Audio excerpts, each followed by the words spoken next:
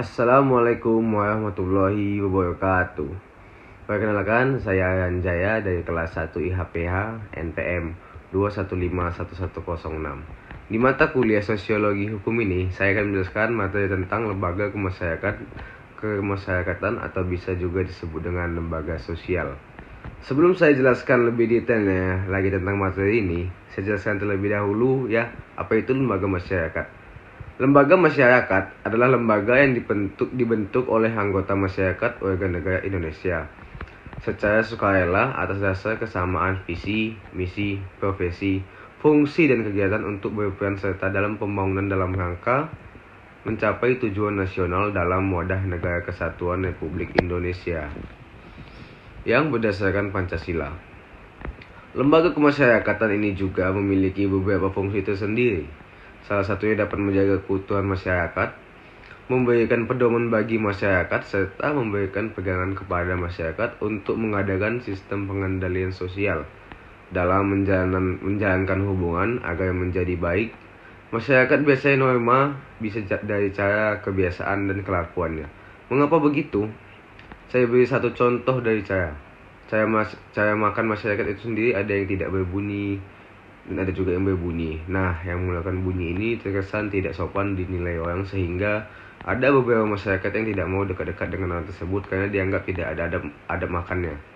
Seperti yang saya jelaskan tadi, bahwa masyarakat itu merumuskan lembaga masyarakat dari norma. Suatu norma itu dikatakan sudah melembaga apabila norma tersebut sudah diketahui, dimengerti, ditaati, dan dihargai. Lembaga masyarakat juga memiliki ciri-ciri diantaranya. Yang pertama itu ada lembaga kemasyarakatan satu atau memiliki beberapa tujuan tertentu. Yang kedua, ada lembaga masyarakat memiliki tingkat kekekalan tertentu. Sekian untuk materi tentang lembaga sosialnya. Selanjutnya saya akan membahas materi tentang sistem pengendalian sosial. Apa yang dimaksud dengan sistem pengendalian sosial? Saya akan jelaskan di sini, yaitu suatu upaya yang dilakukan oleh masyarakat untuk mencegah terjadi penyimpangan sosial dengan cara mengajak dan mengarahkan masyarakat untuk bersikap dan berperilaku sesuai norma-norma dan nilai yang berlaku. Tujuannya adanya sistem ini apa? Agar terciptanya keserasian antara stabilitas dengan perubahan di masyarakat, dan juga agar terciptanya keadaan yang damai. Lalu sistem ini wujudnya melalui apa? Dapat melalui pendidikan, agama, nasihat-nasihat dan dari sopan santun. Pengendalian sosial memiliki dua sifat, yaitu sifat preventif dan represif. Preventif adalah suatu usaha pencegahan terhadap terjadinya gangguan keserasian antara kepastian dengan keadilan, sedangkan represif adalah sifat yang tujuannya untuk mengembalikan keserasian yang gak pernah mengalami gangguan. Selanjutnya saya akan menjelaskan materi tentang sosiologi hukum sebagai sebuah ilmu pengetahuan. Sosiologi hukum itu berguna untuk memberikan kemampuan bagi pemahaman terhadap hukum di dalam konteks sosial. Sosiologi hukum juga memberikan kemungkinan kemampuan untuk mengadakan evaluasi terhadap efektivitas hukum dalam masyarakat. Dalam sosiologi hukum ada beberapa hal yang perlu diteliti, yaitu proses peradilannya, konsepsi hukum yang berlaku di masyarakat, efektivitas hukum tersebut sebagai sarana pengendalian sosial, serta hubungan antara hukum dengan perubahan sosial. Lalu saya akan menjelaskan tentang materi objek dan masalah sosiologi hukum. Objek sasaran dalam sosiologi hukum adalah badan-badan yang terlibat dalam kegiatan penyelenggaraan hukum, seperti pengadilan, polisi, advokat, dan lain-lain.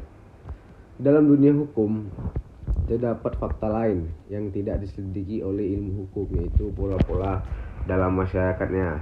Sosiologi inilah. Ruang lingkup dalam sosiologi hukum ada dua.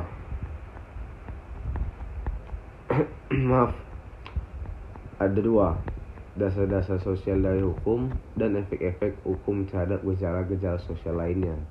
Ada beberapa masalah yang dapat dikatakan sering terjadi dalam sosiologi hukum. Salah satunya itu adalah hukum dan sistem sosial di masyarakat. Hal ini merupakan objek yang menyeluruh dari sosiologi hukum.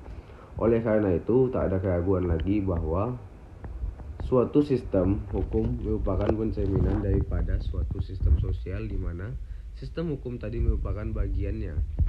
Selanjutnya, saya akan menjelaskan tentang pemikiran yang mempengaruhi terbentuknya sosial hukum. Pada masyarakat yang modern ini dan kompleks, hubungan hukum didasarkan pada sistem hak dan kewajiban berdasarkan kontrak secara sukarela dibuat dan dilakukan para pihak. Menurut Jeremy Bentham, manusia bertindak untuk memperbanyak kebahagiaan dan mengurangi penderitaan. Terbentuknya hukum sosial ini juga memiliki kelemahan menurut aliran utilitarianisme, yaitu tidak setiap manusia mempunyai ukuran yang sama mengenai keadilan, kebahagiaan, dan penderitaan. Sedangkan menurut Eugene Ehrlich yang mengikuti aliran sosiologikal jurisprudence, perbedaan hukum positif dengan hukum yang hidup. Kelemahan dari aliran ini adalah sulit menentukan ukuran apa yang dapat dipakai untuk menentukan suatu kaidah hukum benar-benar merupakan hukum yang hidup dan dianggap adil. Lalu selanjutnya saya akan menjelaskan tentang struktur sosial dan hukum. Kehidupan manusia yang teratur dan sepantasnya menurut manusia adalah berbeda-beda. Oleh karena itu dibutuhkan patokan-patokan yang berupa kaidah dan juga diperlukan suatu mekanisme pengendalian sosial agar segala sesuatu berjalan dengan tertib sesuai kaidahnya. Kaidah hukum memiliki ciri-ciri di antaranya. Hukum bertujuan untuk menciptakan keseimbangan antara kepentingan dan hukum juga bertujuan untuk mencapai perdamaian. Beberapa dasar-dasar ilmu hukum. Yang pertama ada tindakan yang berfungsi sebagai saran pengendalian hukum. Yang kedua ada hukum merupakan keputusan dari pihak yang berkuasa dalam masyarakat untuk menjaga ketegangan. Dan ada keputusan dari pihak yang berkuasa harus diperkuat dengan sanksi. Terakhir, saya akan menjelaskan materi tentang perubahan sosial dan hukum. Menurut Max Weber, hukum itu berkembang sesuai dengan hukum yang diciptakan.